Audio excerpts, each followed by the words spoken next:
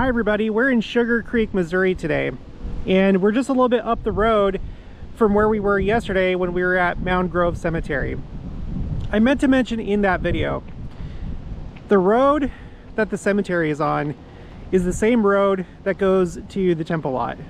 It's the road that runs north and south. It goes between the temple lot and the Community of Christ Temple. It also goes between the auditorium and the Independence Visitor Center. It's the road that you cross when you're at the Independence Visitor Center and you're crossing the street and going to the other corner to go to the temple lot.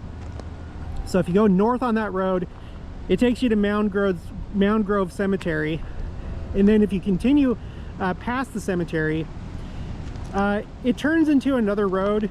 It dovetails with Kentucky, and then from there it splits off to another road, but it's essentially the same road. And it comes up here to the old Independence Landing, or in other words, a spot on the Missouri River where there was a ferry. And we're going to talk about the Saints being expelled from Jackson County. As they were leaving Jackson County to go to Clay County to the north and across the Missouri River, which is just over this way, this is one of the main places that they came to.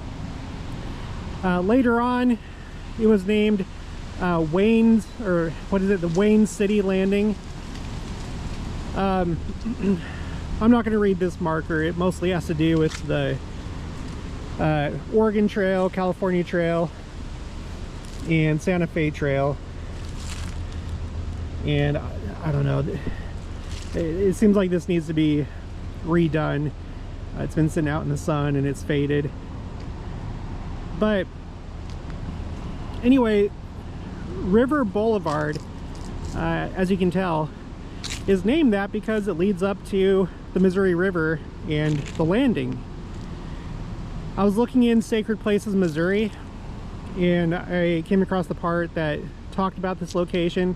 That's how I decided to come here. I'm really happy that there's actually like a little park here. It doesn't mention the Saints being expelled from Jackson County, which is a shame. Hopefully if they ever update this, they'll make sure to include that with these historical markers. But Sacred Places, Missouri pointed me to a story of Emily Partridge, who was the youngest daughter of Bishop Partridge.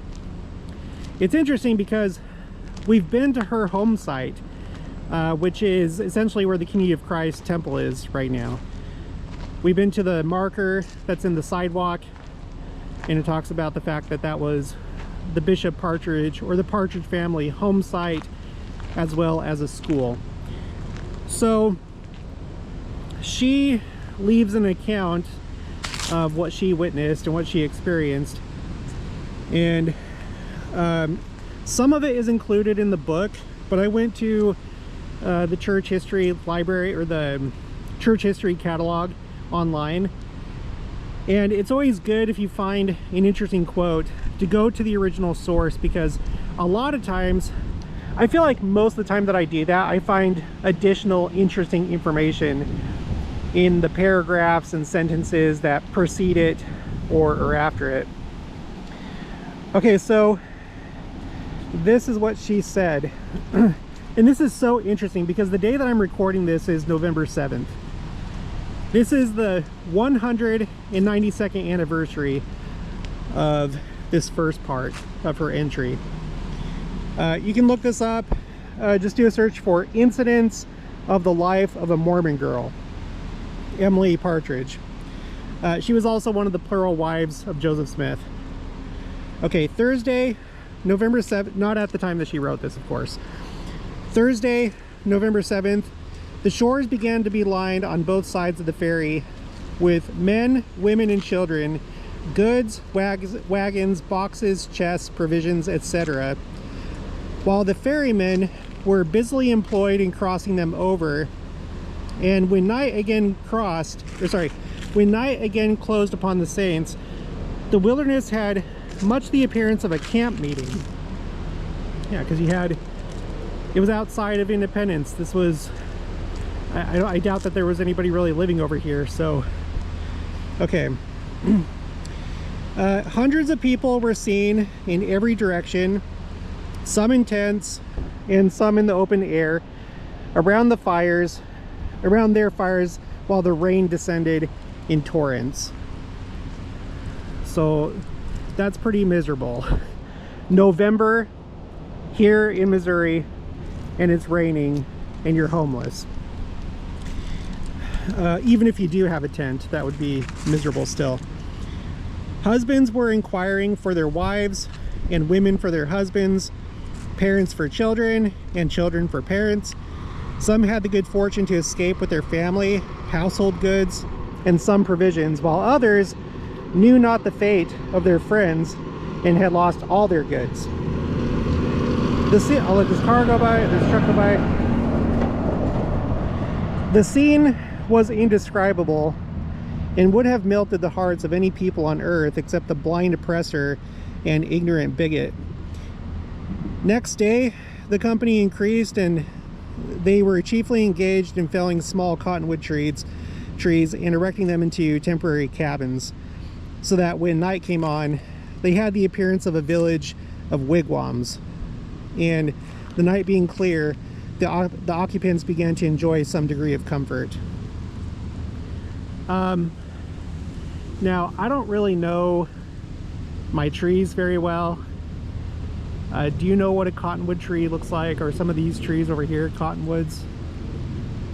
I don't know. Take a good look if you're familiar with the different species of trees. Okay, Lieutenant Governor Boggs, which, by the way, I didn't know until I moved here, he lived, at least during this period, he lived in Independence. He lived in 2 different locations, and those sites are marked. In fact, maybe that's going to be my next video. We'll go and see his 2 house locations in Independence. Okay, so by the way, this is the end of the trail here at this park. We probably will go ahead and take a look at this later after I'm done reading this story.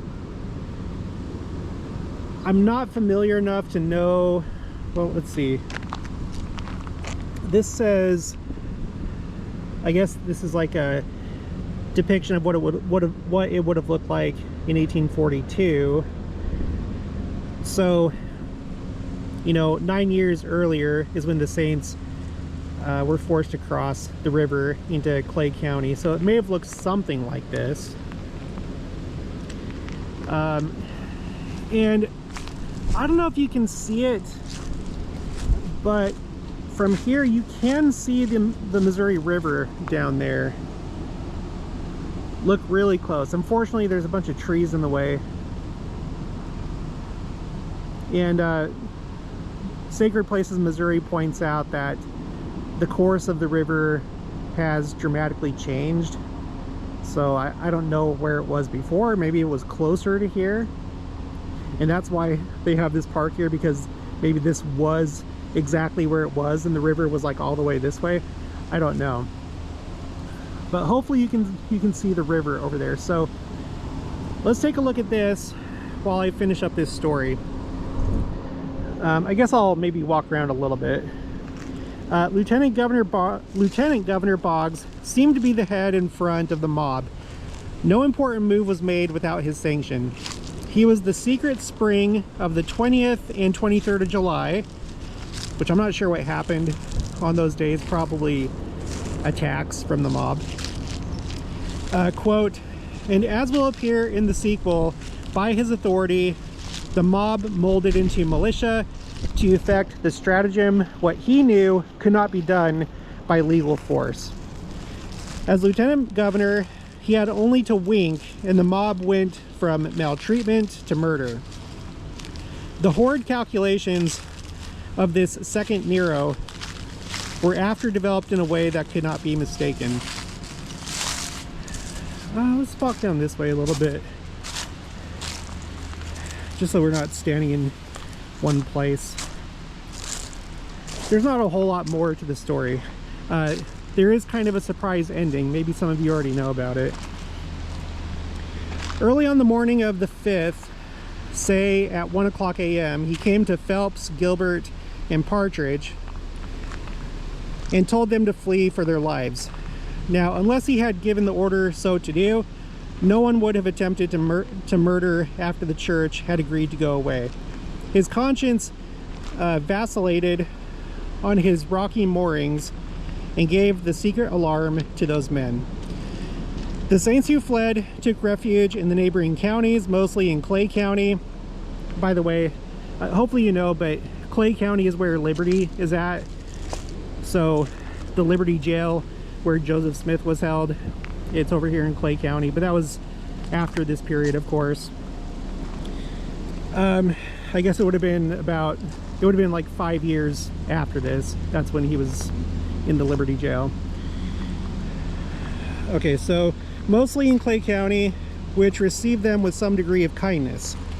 Those who fled to the county of Van Buren were again driven and compelled to flee, and those who fled to Lafayette County were soon expelled. Or the most of them had to move wherever they could find quote-unquote protection. And thus, 2 years of my childhood was spent in Jackson County. It was in November 1833 that my father moved his family into Clay County. We crossed the Missouri River at the place not far from Liberty Landing. Let me pause right here. I don't know if that's in reference to this landing that we're at. According to Sacred Place in Missouri, this is the landing where this took place, this story that we're reading right now. Well, maybe it's like on this side of the river, it was the old Independence landing, and then once you get to the other side, it's the Liberty landing. Maybe that's what this is referring to. Father left most of his provisions in his cellar, not being able to move it. The brethren cut down small trees and lay them up, cob fashion, until they were about 5 or 6 feet high. Then they stretched a tent over the top for a roof. And right about here, let's go ahead and turn around. It says no trespassing, private property, check in at main office. Well, we have no business over there. Okay, let's turn around. We'll finish this up. This part I'm about to read you, I knew that this happened, but I didn't know that it happened while they were still in transition from Jackson County to Clay County. I thought this took place like a month later, maybe 2 months later. I didn't know it happened as they were on the banks of the Missouri River. By the way, I can't remember if I already said this, but that way is north.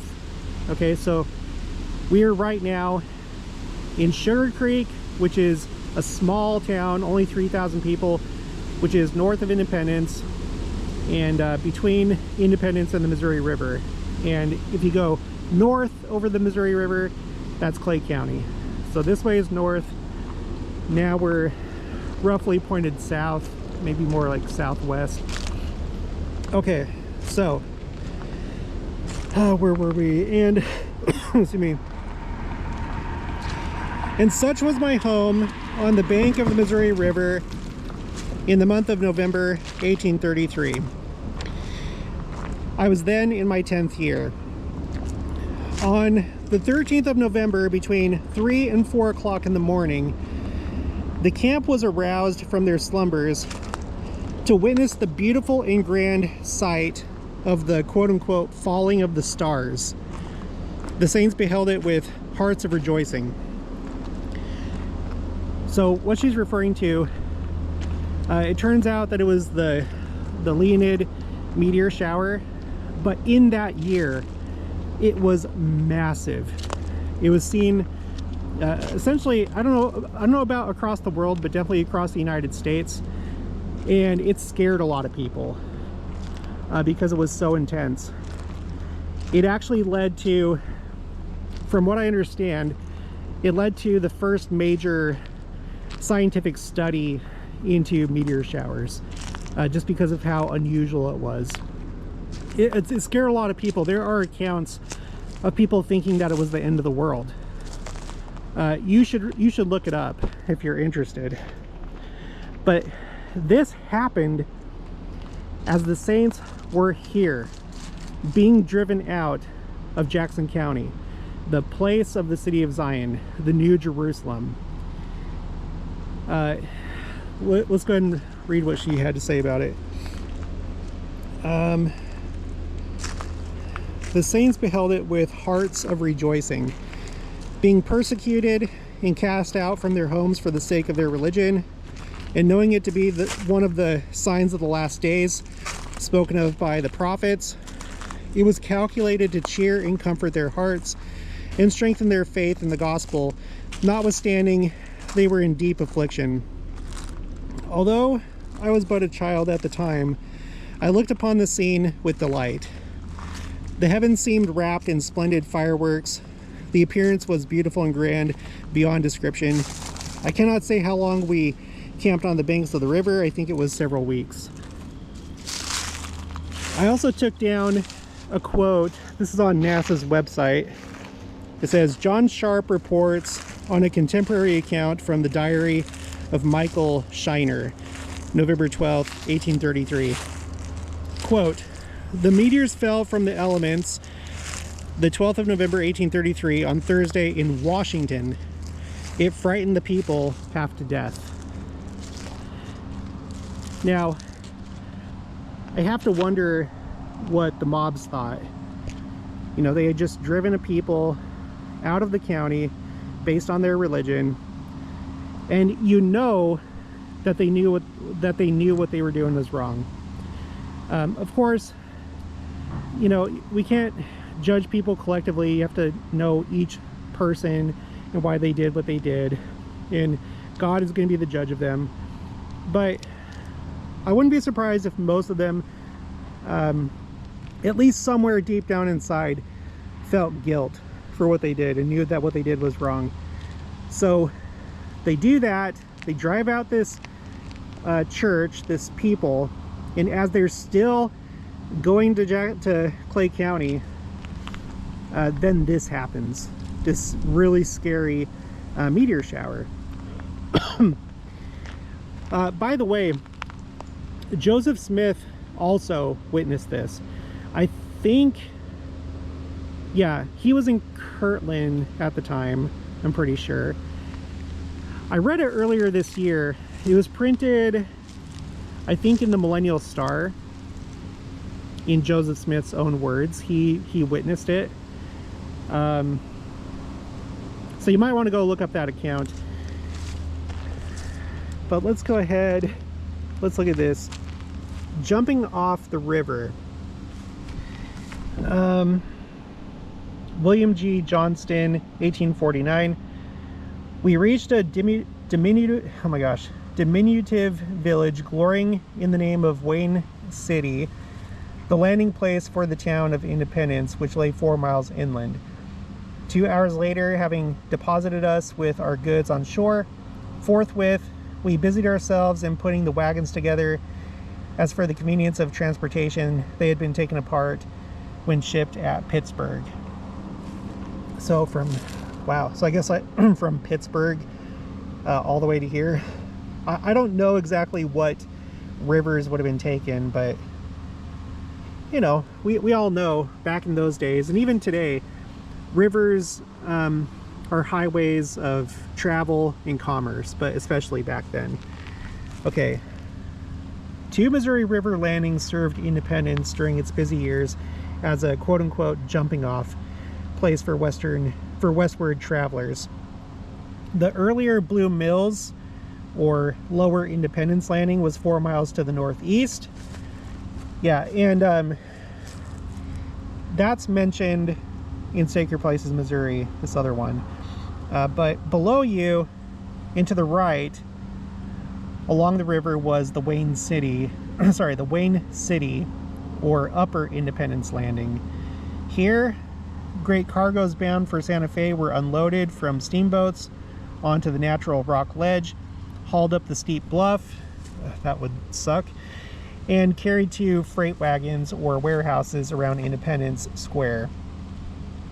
And you guys know Independence Square, right? If you've been watching my channel, I've done some videos over there. I'll do more in the future. People, household goods, and supplies bound for Oregon and California passed through this place. To ease the task of hauling goods up the bluff, local merchants built a short-lived wooden railroad, oh thank goodness, with mules pulling cargo-laden wagons. A great flood in 1844 damaged the river landing, but it continued to be used for several years.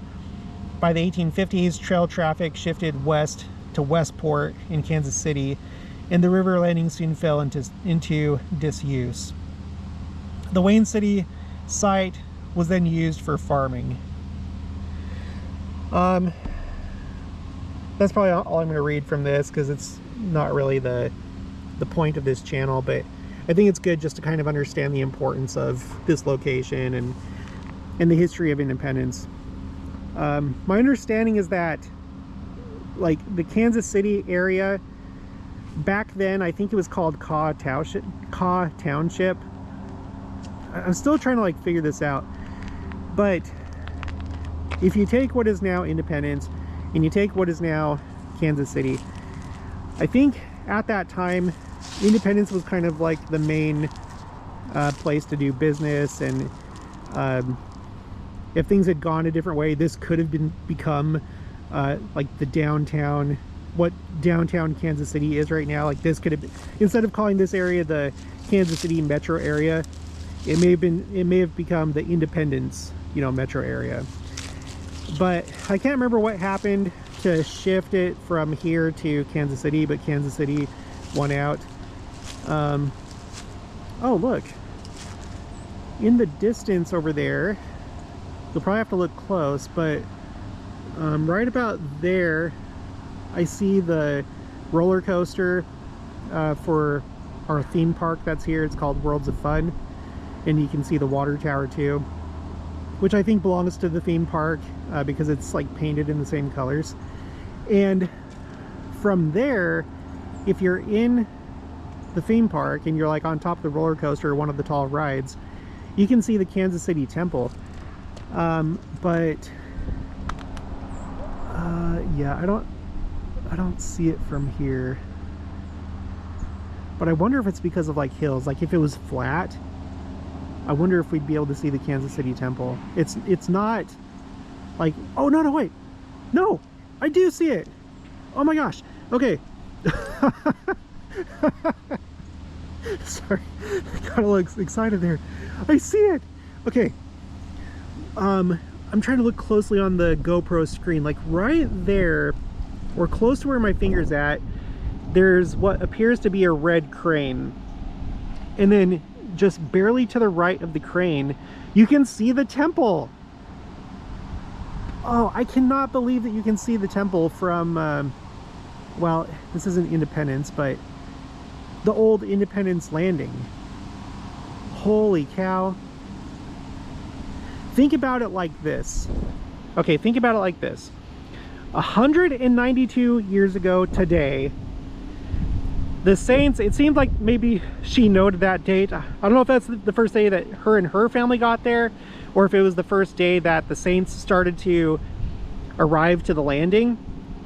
But 192 years ago today, November 7th, they were leaving Jackson County. They were being driven out when, you know, the plan was to build the city of Zion and build the first ever temple that was announced in this dispensation. It was the first one that was built was the Kirtland Temple, but the first one announced was the temple of the city of Zion, New Jerusalem.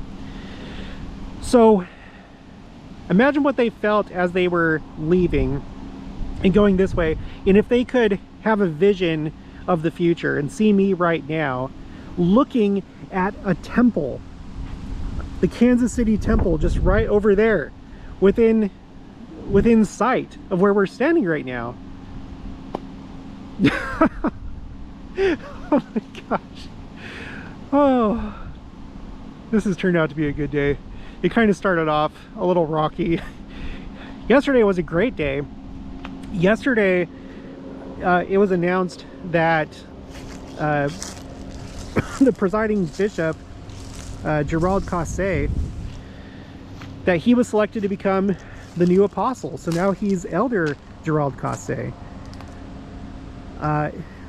There was also the aurora last night. I tried to see it from here, but there was a strong geomagnetic storm which pushed the aurora pretty far south, and you could have potentially have seen it from here, but it was too cloudy and I couldn't see to the horizon, and the city lights may have taken away from it too. But in theory, it should have been visible from here on the day that he was called to be an apostle and ordained. I'm not going to read this. You can pause and read this if you like. The Lewis and Clark expedition. Yeah, that's another thing. The other day I was like commenting about all the historic things here. I think it's when we went to go see the Jim Bridger gravesite. So, oh my gosh. Okay, the big historical things in independence history. Okay, so we have the Lewis and Clark expedition, right? They came through here, and when you're driving in Independence, you see the signs for, oh, this is the original trail, you know, as you're driving down certain roads. So Lewis and Clark, the 3 trails, California, Oregon, and Santa Fe. We also have Harry S. Truman, who was president of the United States at the end of World War II, and he's the one that gave the order to drop the bombs on Japan. And then of course we have our own history, this being identified as the place for the city of Zion in the New Jerusalem. And then Jim Bridger, who was mostly, I'd say, an antagonist of the church. He's the one that led Johnston's army to Utah, so that wasn't very friendly. And it seems like there was a little bit of back and forth between Bridger and the Saints, because once the Saints moved to Utah, they were now competition for trade, and I think his business suffered a little bit as a result of that. So my gosh, what else about independence is historic? I don't know, I'll find out.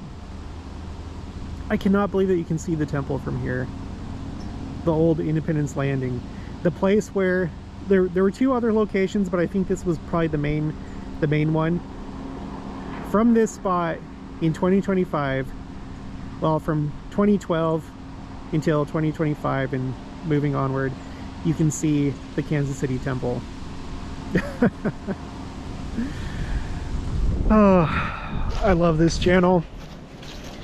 Okay, well, that's gonna be it for this one. You know what? No, if you come to Independence, do not just go to the visitor center and the temple lot. Go across the street, go see the Flournoy House, go see if some if not all of the markers of the Missouri Mormon walking trail, the sidewalk markers.